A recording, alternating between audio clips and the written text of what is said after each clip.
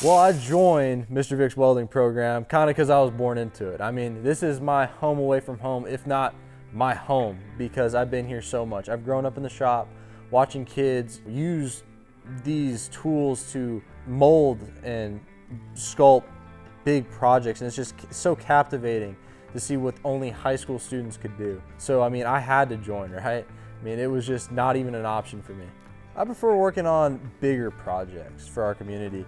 One of the projects that comes to my mind is the Boerne Cemetery entrance.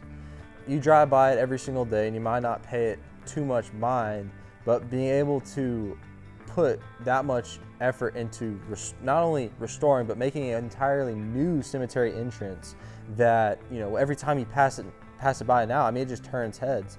And that's just a part of our heritage as Boerne, Texas, and I think that it just hit home a lot more than any other kind of small projects. I personally want to take what I've learned here and go into construction science and a minor in business. Because of what I've been able to accomplish with my hands, I want to be able to lead and take the charge in industry.